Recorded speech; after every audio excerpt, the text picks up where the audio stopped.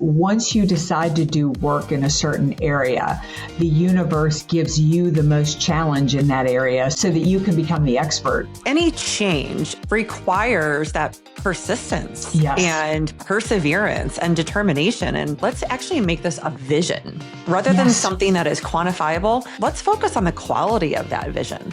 As long as they're in motion, they can move in a separate direction if they need to move in a separate direction.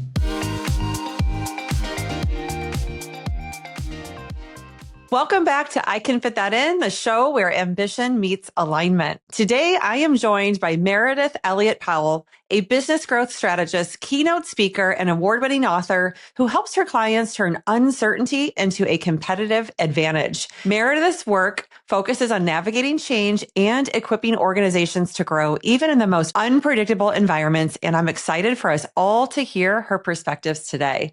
Meredith, welcome to the show. Thank you. I am looking forward to this conversation. Me too. Okay, so I thought, why don't we start at the beginning?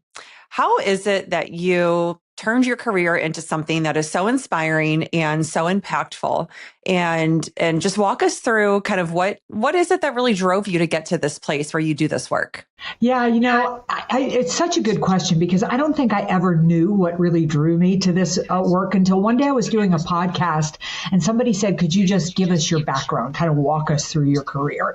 And I realized that I kind of had this wonky career. I'd worked in healthcare, I'd worked in finance, I'd worked in travel and tourism, and it didn't feel like it made any sense to me until that podcast. I realized that I had gotten into every single one of those industries when they were going through massive disruption. Mm-hmm. And what I realized in that moment is that I love disruption. I think it is, I see it as a positive when most of the world sees it as a negative. And it was really from that moment that I really dug in and thought, this is a massive problem for a lot of people. Most people stall in the face of disruption. And if I could help guide people through that, help them see it from my perspective, then their life is going to be not only a lot more successful, but a lot more enjoyable as well. Okay, I love this. And I was just at an event the other night. And what you just said reminds me so much of what one of the audience members said during the Q&A, because this guy raised his hand and he comes at things from a clinical perspective because he's a psychologist. And he said, in your book, Erin, you're helping people understand maybe these issues that they have where they can't really see things in their own mind in the ways that they might be able to if they kind of take my teachings and apply them. And he said, is there like a surefire way that just, anyone in this audience right now out of, I think it was like, it was a small, intimate group of leaders, 35 people. Is there any way you could tell us, like, this is how you can focus on, one issue in your mind right now? And I said, well, here's the problem with that. I don't actually look at these things like issues. I look at them like opportunities. Yeah. So it sounds like you and I are definitely on that path of, okay, disruption in your perspective is an opportunity, right? It's a means for something that could be quite positive or even magical if we can just see beyond that word disruption, right? Yeah. So from your perspective, how is it that people can turn disruption or uncertainty or ambiguity even into opportunity? Yeah, it's, everything you just said is where the challenge lies, right? Because I think the most fascinating thing in the research that I've done is how you decide to view the obstacle is where you will move from the part of your brain, right? Mm-hmm. I mean, it all really begins at the conception of it. So when I tell people, I'll say the hardest hurdle you have to get over. I can give you the methodology for everything else, but the hardest hurdle you have to get over is just to believe, is just to decide that what is happening for you, not to you. I'm going to repeat that what is happening for you, not to you. Like, let's assume you get fired from your job. Then if you see it as something that is an opportunity, your brain will work to find more opportunities. If you see it as limiting, your brain will work to reinforce that. So the place that I start with everybody is you need to have a vision for your life. You need to know what you want to accomplish, where you want to be. Do not get married to how you are going to get there, but you have to establish that vision, because the most important step that you take in redefining uncertainty is setting the outcome and being very focused on a positive so that your brain and your actions will work to get there. Yeah, it's so true. That confirmation bias is real, right? Yeah. Because your brain will reinforce whatever it is that you believe. So if you wake up each morning and go, oh, I have to do this all over again, you better bet you're going to find a lot of ways throughout that day to feel like that about, a lot of things are going to happen or situations will occur that are going to make you feel that more. Whereas if you wake up in the morning and go, I'm excited to feel really good today, or I'm excited about this meeting and how this is going to go, you're going to find more things or more situations to be excited about, right? So I Yeah. love that you just said that because it is so true. And I've seen that in my life so many times, as well as the life of so many clients. Well, I'm curious then. So when life does feel unpredictable or out of control, and, especially when people do get attached to those outcomes and they expect things to happen according to plan, and of course, things don't always go to plan, that's when things feel really out of control. So what separates people who move forward with ease versus those who get stuck outside of maybe that mindset trick that you just shared? Is there something else that really separates them? Yeah, it's so mindset is a lot. And one more thing I want to say on mindset is that you have to condition it. Like, you don't just establish a vision, put it in a drawer and never think about it again. Like, you have to go back and revisit it all day long. Like, you lose 3 jobs in a row, you go back and you read that vision. Your marriage falls apart, you go back and you read that vision. You have to know in your bones that's where you're going to land. So understanding it isn't just a one and done. It's something you get in shape for. But I think beyond that, what really separates the people that succeed or move through it through ease versus those that really struggle is they do the work anyway. Let me give you a really easy example. Is like, we're kind of in a wonky economy right now. Every client that I'm talking to is going, gosh, we just don't know what's going to happen with this war. Is the strait going to open? Are we going to have a supply chain? What's going to happen with interest rates? If midterms go another direction, is it going to mean more regulation for me? Everything seems to be stalled. Well, I work with a lot of sales teams, and it's the sales teams that are still making the calls right now, that are still doing the work day in and day out, even though they may not hit quota, this goal. They may not hit their goals, but they're doing the work anyway. And I think that's probably one of the most challenging things in today's marketplace, because we've become an instant gratification economy, right? Like, why do I go on a diet? I'll just take Ozempic and I'll lose 30 pounds. I don't have to eat right. I don't have to do these things.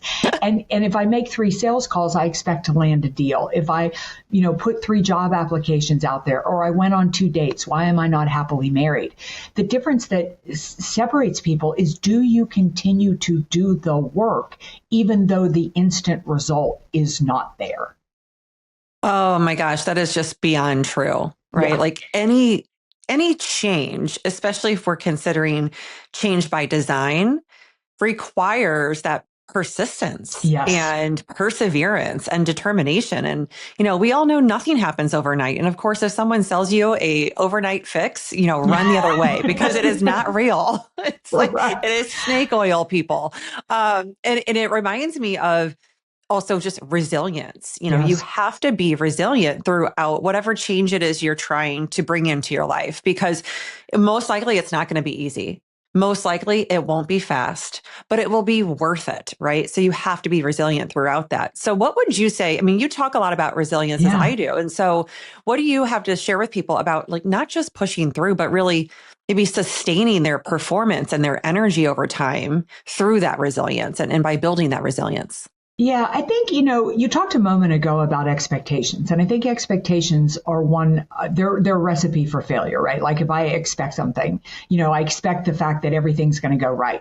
But I think the one expectation we should have is that things will go wrong. Before I started doing the work, I've been in this business for 20 years, but I spent a lot of time I was a banker, and I would look at people's tax returns, and any successful business that I saw, most successful in our community, I would see that every 4 to 5 years, they'd have a downturn. They would just have a bad year. They didn't do anything wrong. They weren't making a bad product. They weren't ever just, that is the part of life. And the difference between businesses that made it and businesses that didn't is, do you push through? So number one is expect that things will go down. The second is use them as a learning opportunity. I was just coaching a client the other day who got demoted, and he's devastated.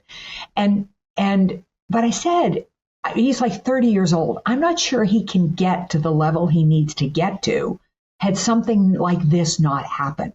As painful as it is, we learn so much more from the setback. I mean, anybody in business learned so much more in COVID than you did in all the years you were in business learning to that.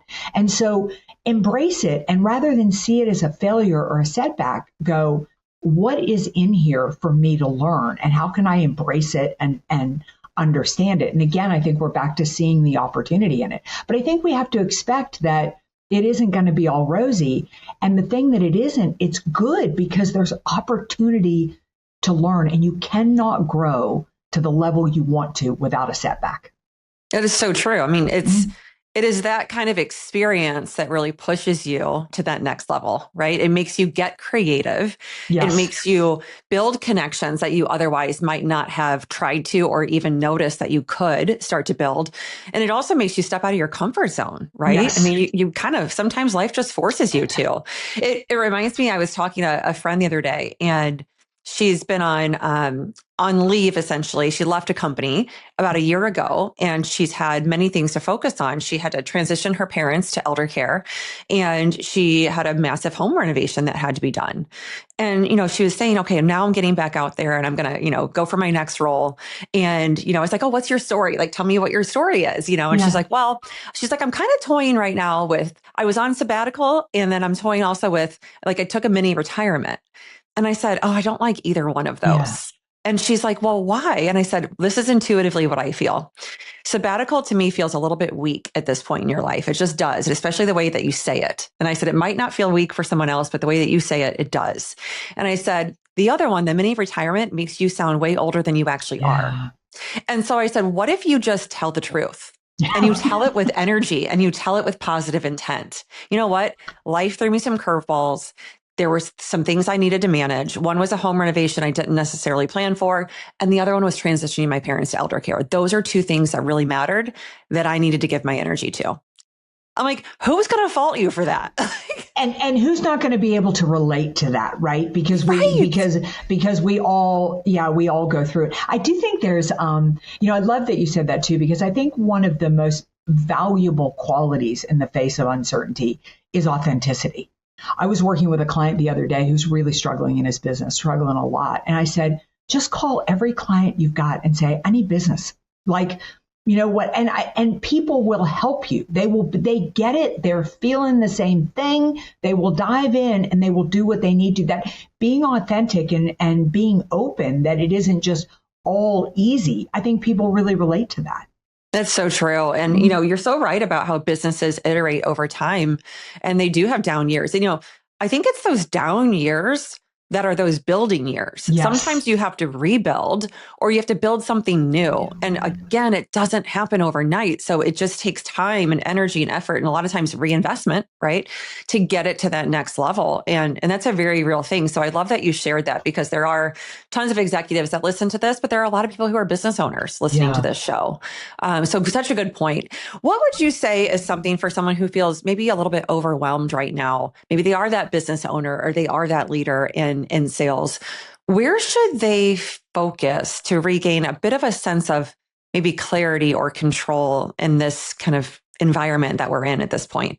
Yeah, well, if you're feeling overwhelmed right now, welcome to the party. I think it was Gartner that just released the report that said 4 out of 5 employees are burned out, overwhelmed, cannot handle any more change. And guess what? More change is coming. Then they released a report that said this has bled into the leadership. The leaders cannot handle any more change. So one of the exercises that I always run my groups through is, I call it the move the needle. I think we need to let go of goals right now, because the thing about a goal is, if I set a goal, then I'm working towards that goal. Well, you're now living in a time when there's more outside factors that can impact that goal. I mean, let's assume that everything goes great with Iran and the war is settled and the strait opens back up and everything's great. Then this goal works. But if it doesn't, you're going to have this goal over here. So I tell people, let go. You got to have a vision, but let go of a goal. And what you know is, with that vision, what are the top 4 or 5 priorities that need to happen to achieve that vision? Like, I need to spend time coaching my team every day. I need to make sure we're client facing at least 4 hours every day. What moves the needle in your business?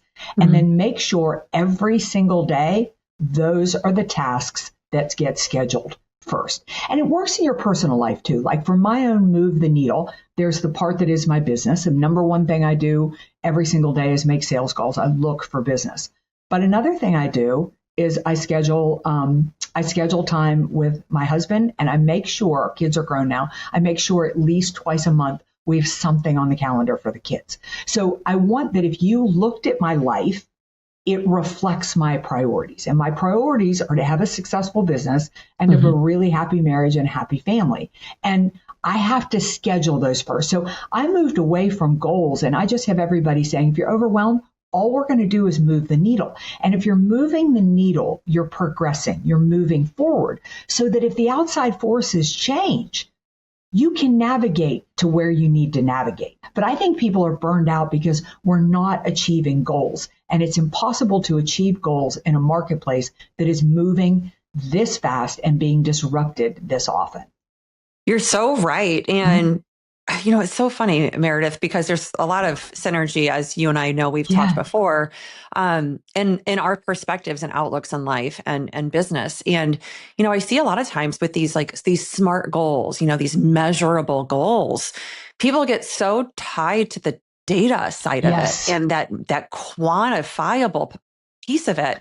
And my whole thing is like, you know what, let's actually make this a vision. Rather than something that is quantifiable, let's focus on the quality of that vision, right? Because when you believe that that vision is possible, you are far more likely to actually make that happen than going, oh, I need to measure this data point on this date and see where it is. You're actually far more likely to fail because a lot of times the data may not be there, right? And so then you're not going to believe in yourself. No, and it is. I mean, I'll give you a great example. I've got a client in California that with his sales team, and we were just going over goals, and I just had to laugh because literally, if things persist in the country the way that they are persisting, they are not going to be able to provide the supplies to their customers to make the products they need to make. So there's no way they are going to hit the sales goal. It is impossible. And I said, you're going to completely demotivate your team. And I did exactly what you did. I said, let's let go of the goal. Tell me the vision. Tell me what is going to make you happy by this time next year. And now we're going to be open to different paths to get there. And as long as the team is moving forward, as long as they're in motion, they can move in a separate direction if they need to move in a separate direction. But you've got them so rigid to achieve a goal that may be impossible to achieve, completely outside of their control and your control. Yeah. Oh, that rigidity. Yeah. It's like, that is like the whole premise of my work is let's like drop the rigidity and the routine of that autopilot way of being where we're just so stuck in like things have to be this way because they've always been this way. And let's start to make things more intentional, right? And let's like open up to the possibility and let's start to create from that place. So this is all, you are speaking my language. I'm just loving this so much. I'm also curious if you can share with us, how has your relationship with uncertainty or change or letting go of attachment to outcomes, how has that evolved throughout the course of your career? Because we have these learning experiences, right, that allow us to start to see life differently. We're not just like born as like, oh, hey, everybody, this is how we're going to live. This is the way to be. So how has that shifted for you over time? Yeah, you know, it's funny. I think once you decide to do work in a certain area, the universe gives you the most challenge in that area so that you can become the expert through it. And I feel like at first I started where everybody else started. I was great with uncertainty and change as long as it was my idea. And the moment that uncertainty and change became an external force, I did not like them. With the one exception of one of the biggest places that I really saw a divide in how people thought about uncertainty was when COVID hit. I was amazed, we're in business for ourselves. So I saw a lot of our friends, a lot of the people, our colleagues, opt out and would use that term of opting out. I'm just going to wait until this passes by. And it was such a light bulb moment for me because it spoke of two things. Number one, in the face of uncertainty, you cannot wait for it to pass by because the world is moving. And if you wait for it to pass by, you will be so far behind. Use AI as an example. If you're not fooling around with it right now, by the time it really, really becomes mainstream, you're going to be so far behind in the education service. The other is, it tells me that you're so focused on your own needs, you're going to struggle to be successful in business. Because when uncertainty hits, I think one of the most important things to focus on is other people. How do we help other people? How do we help our customers? How do we help our team? How do we get the focus there rather than on your own discomfort through it? Mm-hmm. So I feel like it's been such an educational piece for me. And I tell you, I've had to swallow a bitter pill. I'll just give you a really quick example. Yeah.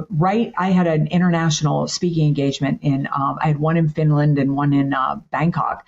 And right at the middle of this war breaking out, everything shutting down in Dubai and Doha, you couldn't get through any of those airports. And I got to the airport and my flight had been canceled and I couldn't possibly get to Bangkok by Monday to do the speaking engagement.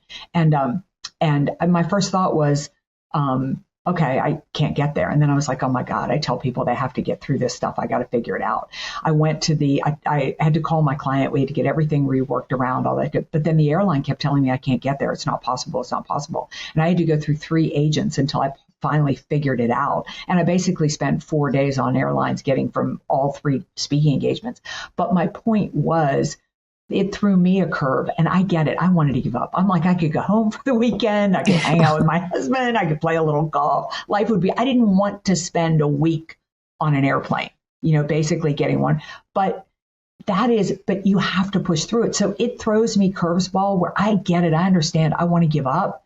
But the confidence that comes, like once I came out the other side of that, I was like, yeah, I really did. What pushing through uncertainty gives you is so worth the return on investment. But I can still be incredibly weak. But it's also you can believe in yourself enough that you can find a solution to a problem, yes.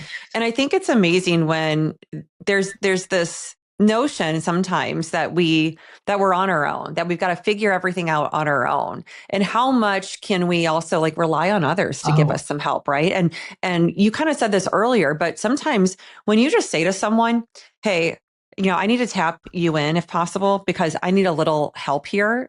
This is something that feels so big that I'm not able to really see it in the way that I think I want to. What do you see? And how could you help me with this? Right. And being able to just say, yeah, if it meant a week on airplanes, well, you're also, okay, maybe I had to go to 4 agents to say, hey, I need some help. But eventually someone's like, hey, I'm happy to help. Right. Yeah. And it's okay. And especially as women, I think a lot of women have problems asking for help, and they just try to, take it all on, do it all. I have to do it myself. It'll get done better. It'll get done faster, rather than just saying, you know what, these 3 things drain the heck out of me. I need you to manage these if possible. Yes. Don't want to put too much on your plate, but if I can delegate to you, that's going to help me out a lot. Most of the time, people are willing to do that, right? Yeah. In fact, one of the core principles that we study around uncertainty is that competition becomes collaboration. Yeah. It's about understanding the fact that, in fact, I think the worst things you can do in uncertainty is think that you have the answers, because you don't. And by asking people, even just using that example, certainly I had to go through 1 million agents to help me at the airline. But the moment I did, I went to the lounge and I was like, oh my God, I'm on flights. I don't know where I'm going. I'm in countries I've never been. But all I did, there I am on Finnair. I've never flown Finnair before in my life. People were so nice and so helpful. I got to Istanbul and realized I had to have a form to get back to speak in London. And this wonderful gentleman who had no business supervisor stopped everything he was doing, pulled the form up online, helped me. People are so gracious. And in uncertainty, you should constantly, even if you think you have the answer, you should be asking first. Because you will learn more by listening in the marketplace and listening to people. And to your point, people want to help you. 100%. And I love that you shared that story, because it took us in a direction that I didn't really plan for. And it's a really important message. Intuitively, people needed to hear that. So thank you for sharing that story. Now, I would also love for you to tell us, what are some of your practices or rituals that really keep you grounded in the face of uncertainty? Especially, I mean, a week on an airplane is no easy feat. So That's right. That's right. So right today, you're catching me at my home in Asheville, North Carolina. And every single morning, the very first, I'm very, very, very much a ritual person. I wake up really early, ridiculously so, grab a cup of coffee. I come up here to my office, and the very first thing I do is meditate. It's not impressive. It's no more than 10 minutes, but I really want to get my head right. I want to start the day very, very calm. Then I read my vision. My vision will be read 3 times a day. It's right here in my desk drawer. And then from there, the very first thing I'm going to do really is make my sales calls. I'll work until about 6 a.m. Then I typically hang out the door to go do some form of exercise. I'll play tennis. I might go to the gym. I might do something like that. And then again, before I shut my office down at night, I always make my to-do list and the top 5 priorities I want for the next day. I try to minimize anything that would cause me to procrastinate. So I want to know what I should focus on, what I should do so that I can maximize every moment. that makes so much sense. Yes. Fitting in what matters most. Yeah. So you get the most out of your days, right? That is so important. Yeah. So Meredith, if you could tell everyone where to find you. And I think you also have a really cool tool or system that would be helpful for listeners. So let's talk a little bit about that. Yeah, so my system is Ask for Change, and it is basically a 3-step process of everything is well-researched, proven formula of what you need to know to turn uncertainty to competitive advantage. And you can find that system, you can find the tools and resources at my website, which is just the words valuespeaker.com, just the words valuespeaker.com. I'm a big believer in build your network, it will change your life. So if you connect with me, I will definitely connect with you. Oh, that's so great. Well, thank you for being here. What a fun conversation. Yes. I knew it would be. And you had so many wonderful nuggets, pieces of wisdom, and real actionable mindset shifts that people can start applying right away. And I love that. I think life is all about those things that are simple, yet they can be profound when we actually do put them into action. So thank you for being here. Thank you. Everyone, you know what to do. Please like, share, subscribe, and let's get the show to more and more hearts and minds that will benefit from it. And until then, be well.